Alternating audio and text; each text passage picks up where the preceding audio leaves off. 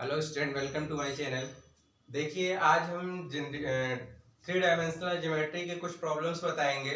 5 problems बहुत चुनिंदे problems होंगे, वो आपके एग्जाम में आने के लिए बहुत ही उपयोगी होंगे और ध्यान से देखिएगा। तो पहला प्रॉब्लम हमने लिया है, find the ratio in which the joint the A2, 1, 5 and B3, 4, 3 is divided by the plane 2x plus 2y minus 2z is equal to 1. Also find the coordinate of the point of division. मतलब कहने का मतलब ये है, दो point के बीच से plane जा रही है। प्लेन का मतलब एरोप्लेन नहीं है, प्लेन एक सरफेस जाती है और वो सरफेस जो दोनों पॉइंट के बीच को इंटरसेक्ट करती है, वो इंटरसेक्शन पॉइंट फाइंड करना है और ये भी बताना है कि वो दोनों कितने रेशियो में डिवाइड कर रहे हैं। तो जैसे देखिए फिगर में आते हैं, सॉल्यूशन में मान लीजिए ये आपका प्लेन है, ये प्लेन से ये आपका पॉइंट ए का वर्टेक्स कितना दिया है 2, 1, 5 और बी वर्टेक्स दिया है 3, 4, 3 ये है। और इसके बीचों बीच पॉइंट सी है, सी का ही वर्टेक्स निकालना है और ये प्लेन सी पॉइंट पर इंटरसेक्ट कर रहा है, सी पॉइंट से प्लेन इंटरसेक्ट कर रहा है। तो अब हमें बताना है कि सी का वर्टेक्स क्या होगा, साथ ही ए और बी के बीच ये कितने रेशियो में इसको डिवाइड कर रहा है। सपोज हमने मान लिया कि ये जो है के रेशियो 1 में डिवाइड कर रहा है, ठीक है। और इसका जो वर्टेक्स है, वर्टेक्स हमें नहीं पता है कितने में डिवाइड कर रहा है।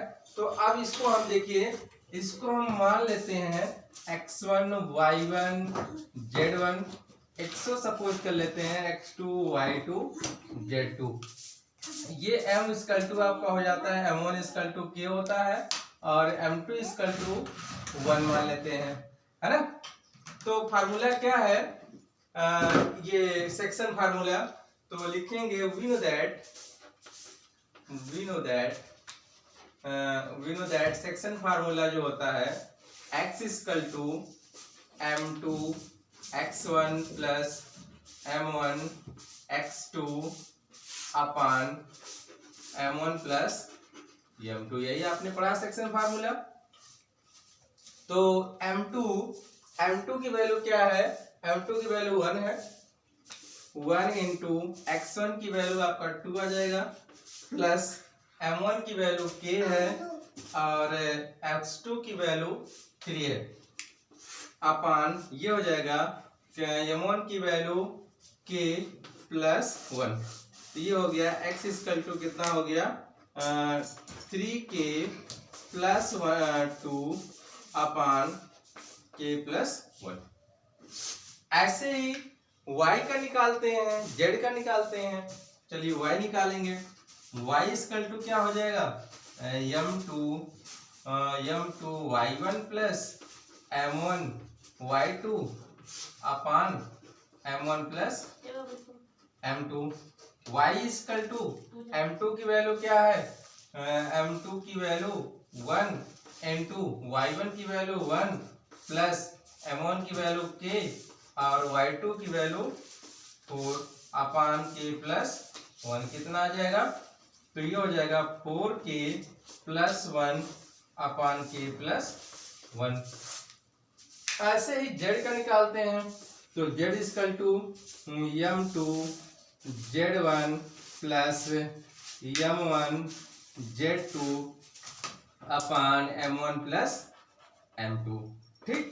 तो z इक्वल टू क्या हो जाएगा, m2 की वैल्यू क्या है, m2 की वैल्यू 1 है और z1 की वैल्यू आपका 5 आ गया और प्लस m1 की वैल्यू आपका k है और z2 की वैल्यू आपका 3 है अपान k प्लस 1। तो क्या हो जाएगा z equal to 3k plus 5 upon k plus 1। तो कहने का मतलब ये है x y z की वैल्यू जो आया है ये c का वर्टेक्स है। अगर सी का ये वर्टेक्स है, सी जो पॉइंट है इस प्लेन को सेटिस्फाई कर रहा है, और इस प्लेन का इक्वेशन दिया क्या है 2x + 2y - 2z = 1। तो x y z की जो वैल्यू है ये ला के इसको सेटिस्फाई करते हैं। तो पॉइंट सी जो है, सी का वर्टेक्स कितना है 3k/2 अपान k + 1 कामा ये हो जाएगा 4k + 1 अपान k + 1 और 3k + 5 अपान k + 1। ठीक। तो अब ये जो पॉइंट सी जो है सेटिस्फाई प्लेन इक्वेशन 1, इस प्लेन इक्वेशन को आप 1 मान लीजिए। तो लिखेंगे point C passes through the plane equation 1। Equation 1 को फाइंड मतलब पास कर रहा है। तो कहने का मतलब एक्स वाई जेड की वैल्यू लाके यहाँ पुट कर देते हैं। तो ये हो जाएगा 2, एक्स की वैल्यू कितनी हो जाएगी ये 3k + 2 अपान k + 1 + 2, y की वैल्यू है 4k + 1 अपान k + 1 और z की वैल्यू क्या है -2 3k + 5 अपान k + 1 = 1। ठीक है। तो क्या हो जाएगा, ये इसको मल्टीप्लाई करेंगे तो ये हो जाएगा 6k + 4। एलसीएम देखिए सबका k + 1 है उसको सबको उधर भेज देते हैं और इसको ये हो जाएगा 8k + 2 - 6k - 10 = ये k + 1 एलसीएम आपका इधर आ गया k + 1 हो गया। अब ध्यान दीजिए 6k से 6k कैंसिल हो गया, बचा 8k और ये आपका ये है k इधर आके लेस हो जाएगा तो 7k बच जाएगा और 4 to 6 हो जाएगा। 4 to 6 को 10 में से लेस करेंगे -4 उधर जा करके 5 हो गया। तो k की वैल्यू क्या आ जाएगा 5:7। अब हमें पता हो गया कि ये जो है ये 5:7 में डिवाइड कर रहा है ना, इसकी वैल्यू पता हो गया कि ये 5:7 में डिवाइड कर रहा है। अब हमें क्या करना है वर्टेक्स इसको फाइंड करना है। कहने का मतलब ये है सी जो है सी का वर्टेक्स क्या होगा, यही के की वैल्यू लाके इसी में रख देते हैं तो सी का वर्टेक्स आ जाएगा। देखिए रखते हैं तो ये आपका के का मतलब हो गया कि 5 पहले इस के की वैल्यू लाके यहाँ रखते हैं पॉइंट सी ये हो जाएगा 5/7 और +2 अपान 5/7 + 1 कामा 4 5/7 + 1 अपान 5/7 + 1 3 5/7 + 5 अपान 5/7 + 1। ठीक। तो कहने का मतलब ये है पॉइंट सी का वर्टेक्स क्या हो जाएगा। तो देखिए इसका देखिए 5 3 या 15 ये 15 हो गया और ये हो जाएगा 7 2 या 14 एलसीएम 14 हो गया अपान मतलब अपान 7 आएगा और इसको मतलब एलसीएम ले लेंगे तो 7 1 जा 7 तो ये पर 12 हो जाएगा। दोनों के अपान 7 आएगा वो कैंसिल हो जाएगा है ना कामा। ऐसे इसमें भी करते हैं तो ये हो जाएगा 5 चौक 20 और 20 और ये 7 1 7 हो जाएगा और नीचे आपका ये 7 5 12 और अपान 7 दोनों का कैंसिल ही हो जाएगा। ऐसे यहाँ 5 3 15 और ये हो जाएगा 7 25 35 बटे और ये हो जाएगा 12। तो कहने का मतलब ये है कि पॉइंट सी का वर्टेक्स से ये कितना हो जाएगा 29/12 कामा ये आपको कितना हो जाएगा 27 को काट देंगे तो ये हो जाएगा 9/4 हो जाएगा और ये हो जाएगा 50 को इसको डिवाइड करेंगे तो ये हो जाएगी 25/6। तो यही हमारा इसका सी का वर्टेक्स हो गया और रेशियो आपका जो आया था 5:7 आया था। ठीक है, एक तो ये एक मेथड हो गया। एक सिंपल मेथड एक और ही बताते हैं यही क्वेश्चन को, जिससे आपको दूसरी तरह दोनों तरह से आपका क्वेश्चन आराम से तैयार हो जाएगा। आइए ध्यान से देखते हैं इसी क्वेश्चन को सेकंड मेथड से। अल्टरनेट मेथड में क्या है, तो ये जो है alternate method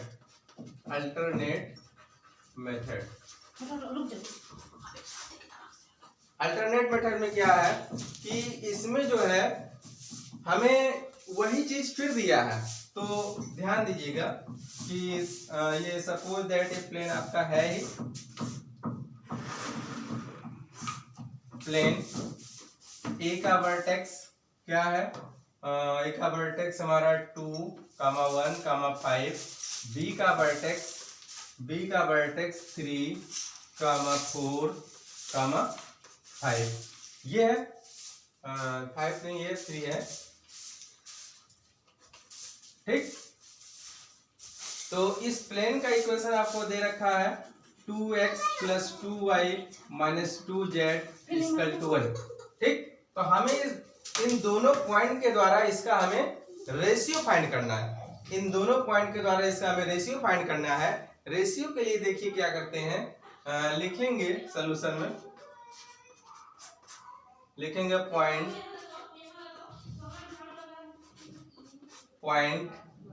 2, 1, 5 and b 3, 4, 3 of the plane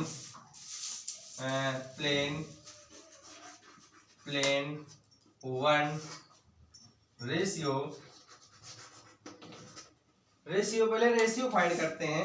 ratio के लिए डायरेक्ट क्या करते हैं, यही जो प्लेन इक्वेशन है, प्लेन इक्वेशन में एक बार ये पॉइंट सेटिस्फाई करेंगे अपान करेंगे, फिर ये एक बार ये पॉइंट इसके ऊपर लाके सेटिस्फाई करेंगे। ध्यान दीजिएगा, जैसे 2 हो गया और x का मान यहाँ है लाके रखेंगे तो 2 और +2 ये 2 हो गया, y का मान आपका 1 हो गया, -2 z का मान आपका 5 हो गया और ये -1 जो है इधर आएगा तो -1 हो जाएगा ना।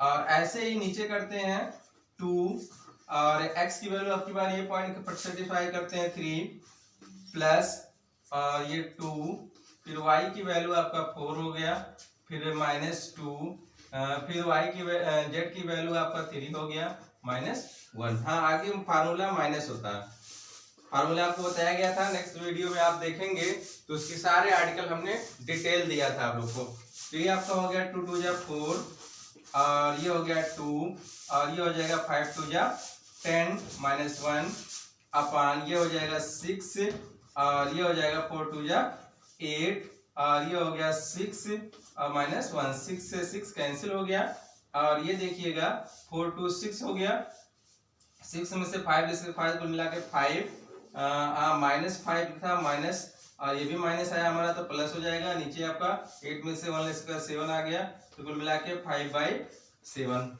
ये आपका समझ लीजिए दूसरे में शॉर्टकट मेथड रेशियो निकालने का है। तो रेशियो 5/7 आ गया, रेशियो 5/7 आ गया, कहने का मतलब ये आपका 5 हो गया और ये आपका 7 हो गया। ये आपका m1 = 2 हो गया, ये आपका m2 = 2 हो गया। ठीक, अब वही पुराना रूल लगा दीजिए। पुराना रूल का मतलब क्या है, सेक्शन फार्मूला। ये आपका x1 y1 z1 ये आपका हो जाएगा x2 y2 z2। तो सेक्शन फार्मूला क्या कहता है कि x = m2 x1 plus m1 x2 upon m1 plus m2, है ना भैया।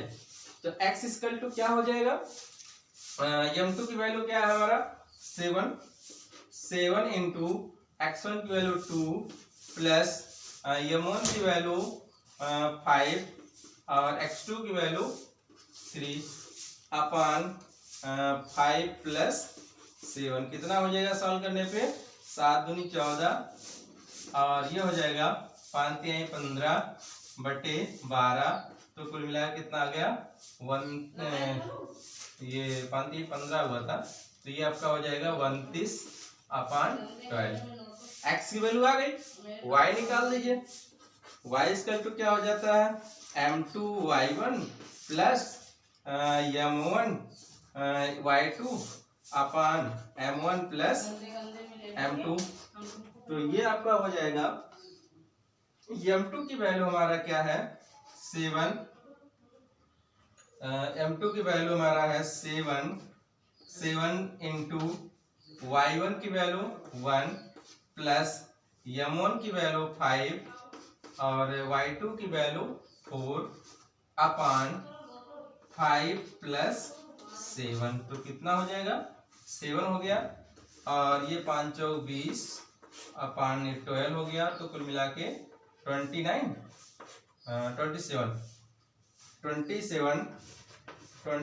अपान 12, इसको काट देंगे तो ये हो जाएगा 9 अपान 4, ठीक, 9 अपान। अब जैसे जेड का निकालते हैं, जेड इक्वल टू क्या हो जाएगा m2 z1 m1 z2 upon m1 plus m2, तो इसको भी यही करेंगे, तो m2 की वैल्यू क्या है 7 और z1 की वैल्यू क्या है 5 प्लस m1 की वैल्यू 5 और z2 की वैल्यू 3 अपान 5 प्लस 7, कितना हो जाएगा, तो 7 पच्चे 35 5 तिहाई 15 बटे 12, ये हो जाएगा 50 बटे 12, काट देंगे तो कितना आ जाएगा 25 बटे 6। इसका मतलब क्या हुआ, सो पॉइंट सी का वैल्यू कितना आ गया 29 अपान 12 कामा 9 अपान 2 कामा 25/6, तो ये हमारा आंसर आ गया। आप चाहे इस मेथड से सॉल्व करें चाहे वो पहला जो मेथड बताया गया था, ठीक है। आपको जो भी मेथड अच्छा लगता है हमारे कमेंट बॉक्स में कमेंट जरूर करिएगा। आते हैं दूसरा प्रॉब्लम लेते हैं, सेकंड प्रॉब्लम। तो सेकंड प्रॉब्लम जो है ये भी बहुत अच्छा है, तो ध्यान दीजिए सेकंड प्रॉब्लम के लिए। सेकंड हमारा है using section formula prove that the 3 point A -2, 3, 5, B 1, 2, 3 and C 7, 0, -1 are collinear. तो कहने का मतलब ये है सेक्शन फार्मूला के अकॉर्डिंग हमें 3 पॉइंट जो दिए हैं बताना है कि 3 पॉइंट एक दूसरे कोलिनियर है। कोलिनियर का मतलब क्या है, ये तीनों पॉइंट एक ही लाइन में है, एक ही लाइन में है। सपोज प्रूव करने के लिए हमने ले लिया एक लाइन खींच दिया, तो ये A हो गया, A का वर्टेक्स हमारा कितना दिया है -2, 3, 5 और B का वर्टेक्स दे रखा है, B का वर्टेक्स दिया है 1, 2, 3। C इसके बीच में हम कहीं मान लेते हैं, C का वर्टेक्स क्या है 7, 0, -1। तो हमें यही दिखाना है कि जो C वर्टेक्स है वो A और B के एक ही लाइन पर है, ये प्रूव करना है। तो इसके लिए क्या करेंगे, सबसे पहले हम सेक्शन फार्मूला का रूल लगाएंगे। सपोज कर लेते हैं कि ये जो है K/1 में डिवाइड कर रहा है, इसका मतलब ये है M1 = K हो जाएगा और M2 = 1 हो जाएगा। तो ये K/1 में डिवाइड करता है, तो इसके द्वारा हम K की वैल्यू निकालेंगे। K की वैल्यू तीनों कंडीशन में अगर सेम आ जाता है, तीनों कंडीशन का मतलब क्या हुआ, मतलब जैसे x1 इसको हम मान लेंगे x1 y1 z1, इसको मान लेंगे x2 y2 z2 और ये हमारा हो जाएगा x y z। तो x इक्वल टू ये आपका m1 x2 और सेक्शन फार्मूला लगाएंगे।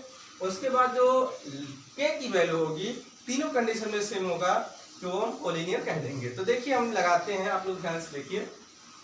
तो यूजिंग सेक्शन फार्मूला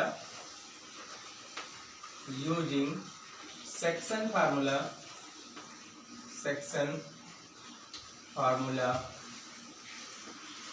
फार्मूला क्या कहता है, x equal to m2 x1 plus m1 x2 upon m1 plus m2। x की वैल्यू क्या भैया 7 और m2 की वैल्यू क्या है 1 और x1 की वैल्यू क्या है -2 प्लस m1 की वैल्यू k और x2 की वैल्यू क्या है 1 अपान k प्लस 1। तो ये हो जाएगा 7 इक्वल टू ये -2 और प्लस k अपान k प्लस 1, इसको इधर ले आएंगे तो ये हो जाएगा 7 k plus 1 equal to -2 plus k। तो इसको मल्टीप्लाई कर लेंगे 7k प्लस 7 इक्वल टू ये -2 प्लस k को उधर ले आएंगे प्लस करेंगे तो ये हो जाएगा कितना 6k हो जाएगा। ये इसको -2 इधर था ही, ये 7 को उधर ले जाएंगे तो कितना हो जाएगा ये इधर जा करके -7 हो जाएगा। तो हमारा k की वैल्यू क्या आ जाएगी तो -9 अपान 6, इसका मतलब ये हो जाएगा -3/2। एक k की वैल्यू आ गई इसके अकॉर्डिंग। ऐसे हम y z तीनों के अकॉर्डिंग निकालते हैं। अगर तीनों के अकॉर्डिंग k की वैल्यू कॉमन आती है तो कहीं मतलब कोलिनियर हो जाएगा। आइए देखते हैं। तो y इक्वल टू हमारा क्या हो जाएगा m2 y1 m1 y2 upon m1 plus m2। y की वैल्यू 0, m2 की वैल्यू आपका 1 और y1 की वैल्यू 3 प्लस m1 की वैल्यू k और y2 की वैल्यू 2 अपान k प्लस 1। k प्लस 1 इधर आकर के 0 हो जाएगा क्योंकि इक्वल टू 0 है। ये आपका 3 हो गया प्लस 2k हो गया। तो कहने का मतलब k इक्वल टू कितना हो जाएगा -3/2। ये दोनों इक्वल आ गया। z का भी देख लीजिए।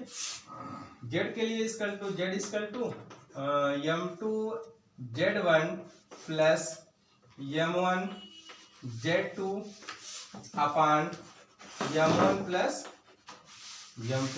तो z की वैल्यू क्या -1 और ये m1 की वैल्यू क्या है m2 की वैल्यू आपका 1, z1 की वैल्यू 5 प्लस m1 की वैल्यू k और z2 की वैल्यू हमारा 3 अपान k प्लस 1।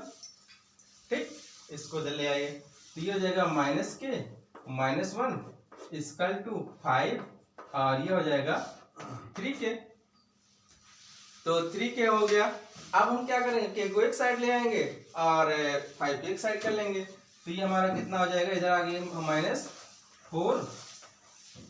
-4k और ये उधर चला जाएगा 5 उधर जाके प्लस 1 हो जाएगा तो 6 हो जाएगा। तो k इसका कुल मिला कितना हो जाएगा -3/2।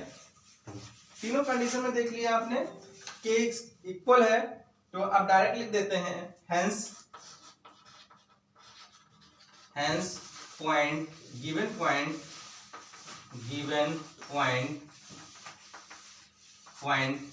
A, B and C are collinear। ठीक, तो ये अतः यह तीनों संरेखित। अब आइए हम सेकंड प्रॉब्लम मतलब थर्ड प्रॉब्लम देखते हैं, है ना। आइए ध्यान दीजिए problem number third. Problem third कह रहा है three vertex of parallelogram ABCD are A B C। A का वर्टेक्स दिया है 3, -1, 2, B का वर्टेक्स दिया है 1, 2, -4 and C -1, 2 find the coordinate of the fourth vertex. कहने का मतलब ये है पैरेललोग्राम दिया है, पैरेललोग्राम के 3 वर्टेक्स सीरियल वाइज दिए हैं, चौथा वर्टेक्स हमें फाइंड करना है। तो आइए एक पैरेललोग्राम बनाते हैं।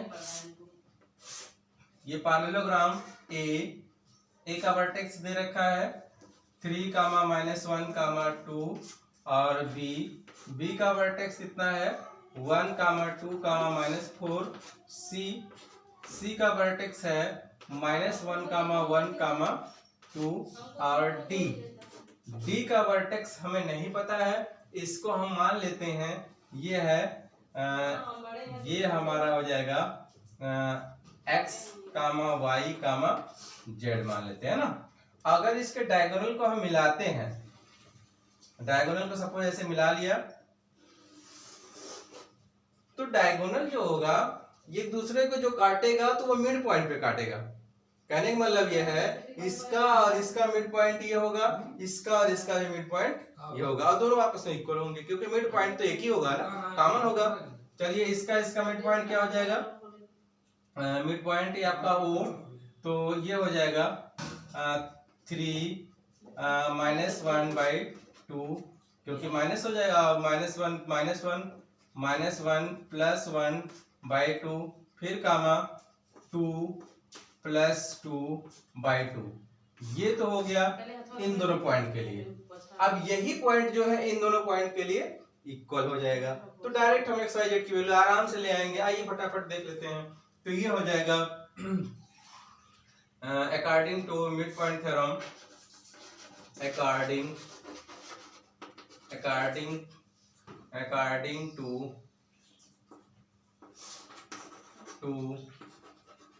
मिड पॉइंट थ्योरम या mid point formula. Mid point formula क्या कहता है कि x1 plus x plus 1 upon 2 equal to x plus 1 upon 2 equal to आपका क्या होगा 3 प्लस -1 अपान 2। तो 2 से 2 काट दीजिए, x प्लस 1 इक्वल टू ये आपका हो जाएगा 2, तो x इक्वल टू कितना आ गया 1 आ गया। फिर ऐसे y का निकालिए फटाफट, ये हो जाएगा y plus 2 upon 2 equal to ये हो जाएगा -1 प्लस 1 अपान 2, ये कट गया, इधर तो 0 है, y इक्वल टू कितना आ गया 2 आ गया।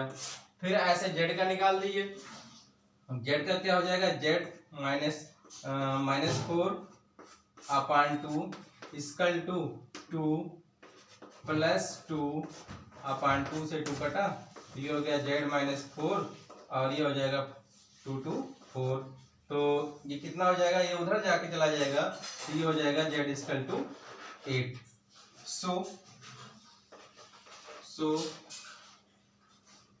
So the vertex, so the fourth vertex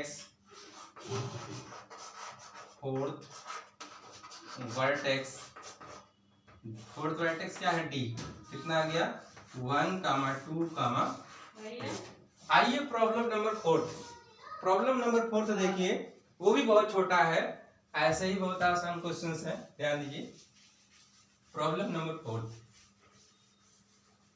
4 कह रहा है if the virgin is the centroid of the triangle with vertices, vertex दो है p 2a, 2, 6 q -4, 3b, -10 and r 8, 14, -2c 14, 2c find the value of abc। कहने का मतलब ये है ये ट्रायंगल जो है जिसका सेंट्रॉइड वर्जिन है, वर्जिन मतलब 0, 0 है, 0, 0 है, तो इसका हमें abc की वैल्यू फाइंड करनी। तो ये भी बहुत आसान है, ध्यान दीजिए। तो सपोज दैट हमने ट्रायंगल बना लिया, ट्रायंगल ए का वर्टेक्स कितना दिया है p है, यहाँ पे PQR है, तो p का वर्टेक्स है 2a, 2, 6 और q का वर्टेक्स हमारा दिया है -4 कामा 3b कामा -10। आर का वर्टेक्स दिया है 8 कामा 14 कामा 2c। तो सेंट्रॉइड क्या होगा, इसका जो मीडियन होगा, मीडियन जो जिस पॉइंट पे इंटरसेक्ट करेंगे तो वही हमारा मीडियन मतलब कि सेंट्रॉइड कहलाता है। तो ये आपका समझ लीजिए ओ है, ओ है, इसी का वर्टेक्स, इसका ओ का वर्टेक्स क्या हो जाएगा 0 कामा 0 कामा 0। ये वर्जिन कह रहे हैं, सेंट्रॉइड है तो सेंट्रॉइड वर्जिन है, इसका मतलब इसका वर्टेक्स 0 कामा 0 कामा 0 है। तो हमें बताना है कि ए बी सी की वैल्यू। तो सेंट्रॉइड का फार्मूला क्या होता है x1 plus x2 plus x3 by 3। देखिए we know that centroid formula x is equal to होता है x1 plus x2 plus x3 by 3। तो भैया ये आपका x1 y1 z1 x2 y2 z2, ये आपका x3 y3 z3 है ना, यही है। तो चलिए x इक्वल टू, x की वैल्यू देखिए आपका ये 0 हो जाएगा वर्जिन यहाँ पे, और x1 की वैल्यू क्या है 2a, x2 की वैल्यू क्या है -4 और x3 की वैल्यू क्या है +8 अपान 3 को इधर आके 0 हो जाएगा। तो ये हो गया 2a और -4 ये हो जाएगा +4, तो ये इधर आके ये इधर आ जाएगा, तो 2a इक्वल टू -4, तो a इक्वल टू कितना हो जाएगा -2, 2 से डिवाइड हो जाएगा, a की वैल्यू आ गई। ऐसे b निकालते हैं, b के लिए क्या करते हैं, तो इसके फिर y equal to y1 plus y2 plus y3 upon 3, तो y की भी वैल्यू 0 है, y1 की वैल्यू क्या है 2 प्लस y3 की वैल्यू 3b, y3 की वैल्यू है 14 अपान 3, तो ये 3 से 3 इधर आके मल्टीप्लाई 0 हो जाएगा, तो 0 इक्वल टू ये हो गया 3b और ये हो जाएगा 14 टू 16 हो जाएगा 16, तो b इक्वल टू कितना आ जाएगा, b इक्वल टू जो कितना b इक्वल टू जो हो जाएगा ये हो जाएगा माइनस इधर जाएगा -16/3 हो गया।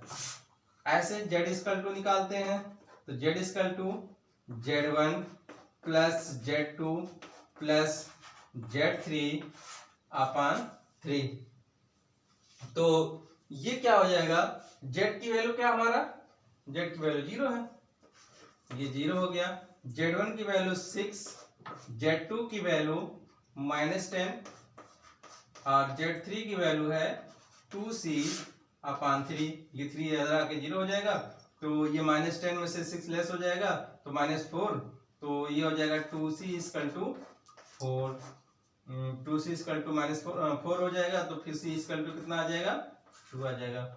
ए बी सी वैल्यू यही हमारा आंसर है। ठीक है, अब आते हैं लास्ट प्रॉब्लम नंबर 6, प्रॉब्लम 5 है, बहुत आसान था। आज हमारे चैप्टर फिनिश हो जाएगा हर एक तरह से, ये 3 डायमेंशनल कोऑर्डिनेट ज्योमेट्री।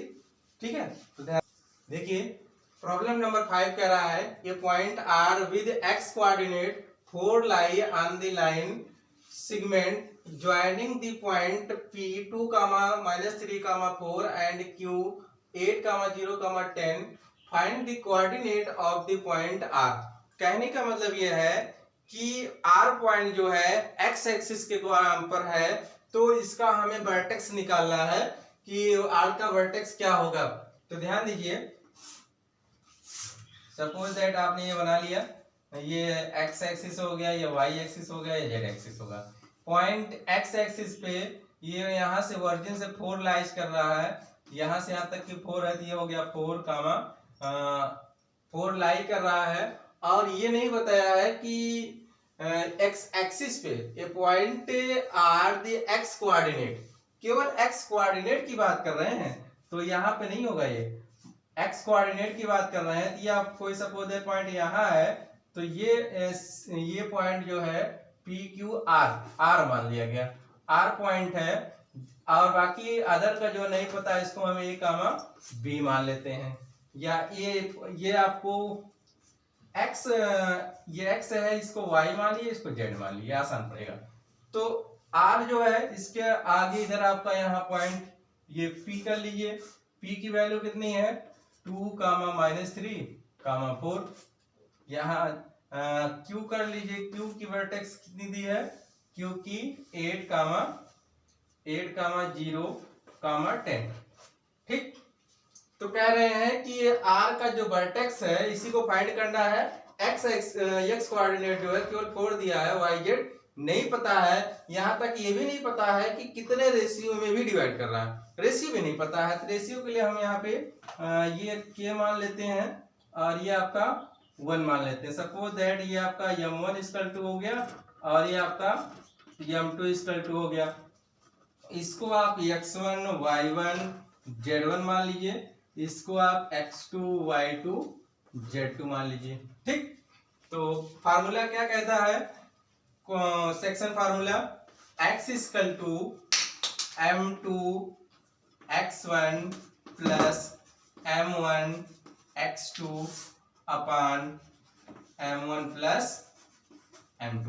तो x की वैल्यू क्या है भैया, x की वैल्यू यहाँ तो दिया है 4 और m2 की वैल्यू 1 और x1 की वैल्यू 8 प्लस m1 की वैल्यू k और x2 की वैल्यू 2 अपान k प्लस 1। तो इसको इधर ले आते हैं, 4k हो जाएगा और 4 हो जाएगा, मल्टीप्लाई कर लें, क्रॉस मल्टीप्लाई, ये आपका 8 हो गया और ये हो गया 2k।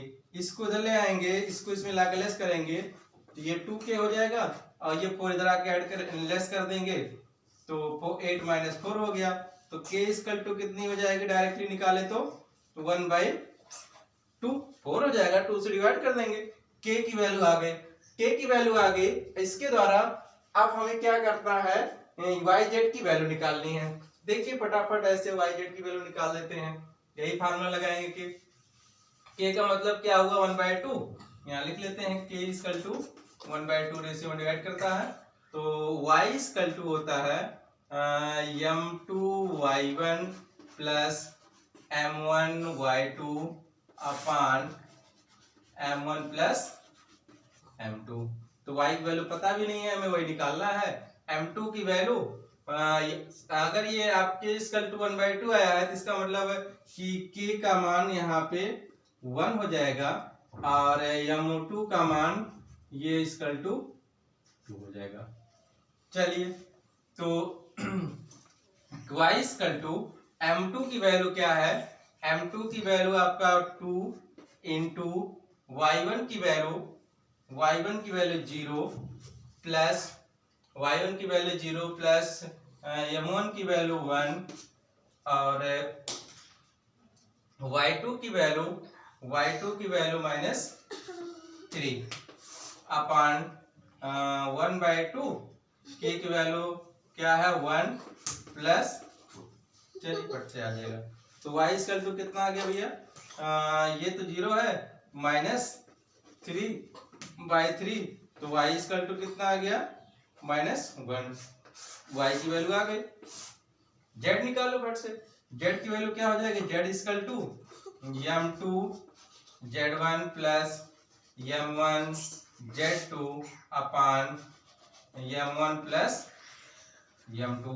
तो ये हो जाएगा z इक्वल टू m2 की वैल्यू आपका 1 था और z1 की वैल्यू आपका 10 है और m1 की वैल्यू आपका हो जाएगा m2 की वैल्यू 2 है और m1 की वैल्यू 1 है और z2 की वैल्यू 4 अपान 1 प्लस 2। कितना हो जाएगा, तो ये हो गया 4 और ये हो जाएगा कितना 20 और 4 कितना हो जाएगा 24 और इधर हो जाएगा 4 2 3 हो गया। इसको डिवाइड कर देंगे कितना आ जाएगा 8 आ जाएगा। कहने मतलब yz की वैल्यू आ गई तो इसका वर्टेक्स डायरेक्टली 4 कामा -1 कामा 8, यही आंसर हो जाएगा, है ना। समझ में आ गया ना, तो आपका एग्जैक्ट आंसर यही आ गया। तो देखिए थ्री डायमेंशन कोऑर्डिनेट के हमने 5 प्रॉब्लम्स आज सॉल्व कराए। 5 प्रॉब्लम्स हमारा नेक्स्ट वीडियो में है, उसके साथ साथ पूरा कॉन्सेप्ट भी है। आप दोनों वीडियो को अगर आप ध्यान से देख लेंगे तो इस चैप्टर से किसी भी कोचिंग से क्लास लेने की प्रॉब्लम ऐसा नहीं आ सकती है। तो आज के लिए इतना ही, फिर मिलेंगे नेक्स्ट वीडियो में। और साथ साथ आपका लिमिट का कॉन्सेप्ट होगा जहाँ तक है, तो आप लोग ध्यान से बने रहिए और चैनल को सब्सक्राइब जरूर करिए, जिससे आपका ऑनलाइन क्लास कंटिन्यू चलता ही रहे, है ना। तो आज के लिए इतना ही। Thank you very much.